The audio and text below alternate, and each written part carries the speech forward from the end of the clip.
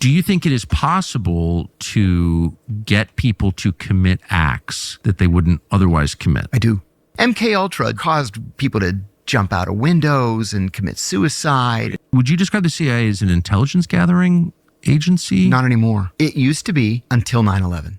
We, the people, need to figure out ways to get them to expose themselves by keep pushing them into exposing the truth.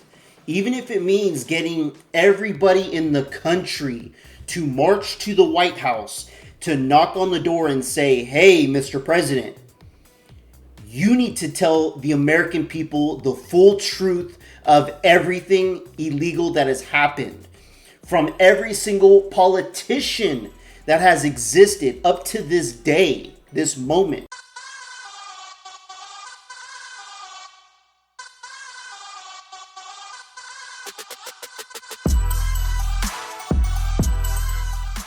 Then it became a paramilitary organization. What they would rather do is fancy high-tech satellites and drones, and they're not really in the business anymore of recruiting spies to steal secrets. I got a call from a Japanese diplomat, and he said, hey, let's have lunch. I said, great. He said to me, so what's next for you? And I said, I think I'm going to resign soon. And he says, no, if you give me information, I can give you money. He was an FBI agent. What?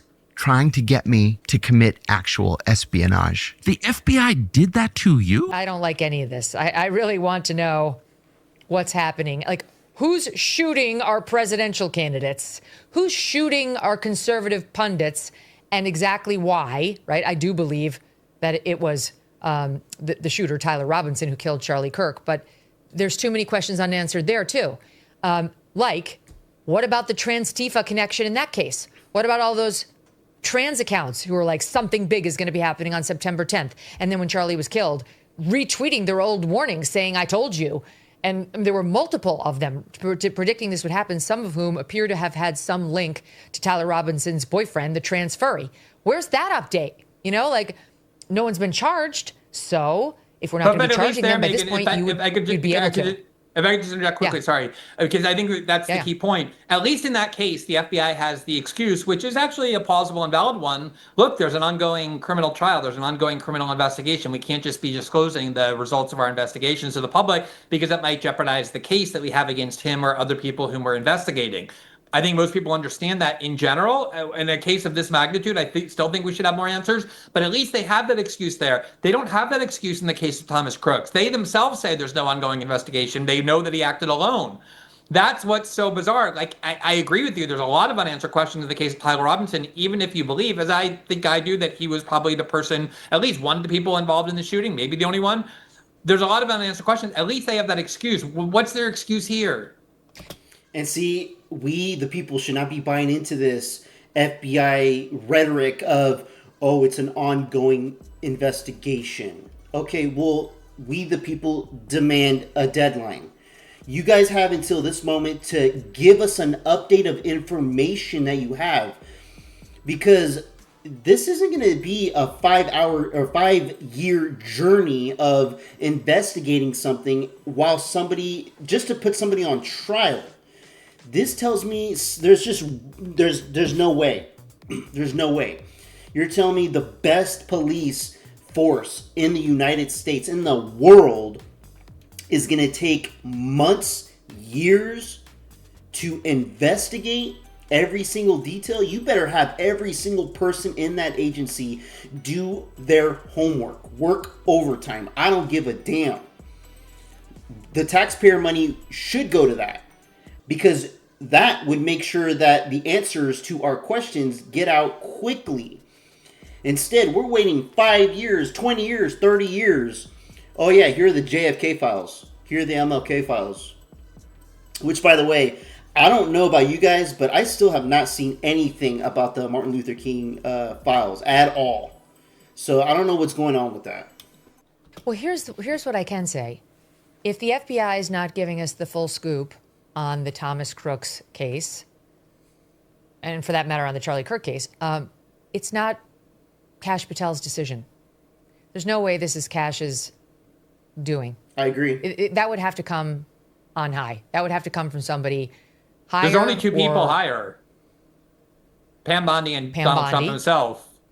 And Donald Trump. And I don't know, it could be a cross-agency thing too. Maybe there's something the CIA knows, and there's been some sort of plea. But I don't believe for one second that Kash Patel knows all, and he's just decided not to tell us because he doesn't think we're smart enough or sophisticated enough to handle the info. I believe if he's not telling us the truth, it's on orders from somebody who actually does control what he says. I mean, and as you point out, there is a short list. And I also believe Pam Bondi wouldn't make that call, right? Like, this would have to come from Trump, would it not? I agree. And I believe, President Trump may be compromised to the point where he has to tell, Kash Patel, Pam Bondi, all these people in his administration that, hey, we need to start changing the course of how we're delivering our information to the American people because these countries over here are doing this. They're saying this, leadership saying that's not how it should be. We voted for Donald Trump because he put America first. He said, make America great again. And it's not by, hey, Americans, we need to start looking at Israel, Ukraine, Russia. We need to start supporting the war, not supporting the war. We need to start doing... No, we have a war here in America. We need to be supporting each other in this country. This is why I didn't agree when Kash Patel became the FBI director. The first thing I said when I saw them swear him in, I was like, they're up. They already fucked up. They fucked up because he went live on live television to get sworn in with standing next to his family and saying, yes, thank you, I will now be the FBI director, do the swear in. Here's my family, blah, blah, blah. Hey, look, world. Hey, look, corruption party, elites, people that want to do illegal activities. Here is my family that you can use against me in my position.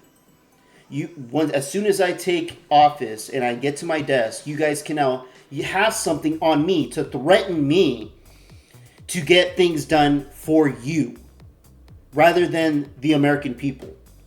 Kash Patel was months in interviews saying that he wanted to expose the FBI.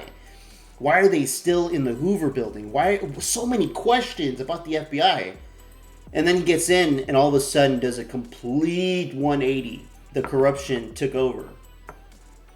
That's how big it is. I mean, the corruption's way out of hand. And we, the people, need to figure out ways to get them to expose themselves by keep pushing them into exposing the truth. Even if it means getting everybody in the country to march to the White House to knock on the door and say, hey, Mr. President, you need to tell the American people the full truth of everything illegal that has happened. From every single politician that has existed up to this day, this moment. We need to hear it. We need to see it. We need to put these people in jail behind bars or seek the death penalty depending on what they did. The people should be sick and tired of this. We need to start doing something. We can't sit here and be like, yeah, we like to be, basically on a leash and our government's telling us what to do, when to do it, how to do it. We can't allow that to happen. We are literally killing ourselves because we are allowing these corrupted people to make these changes that are killing our loved ones. Let me know what you guys think about that in the comments below. Like and subscribe. I would appreciate it. Till next time, peace out, everybody. This one's for Charlie.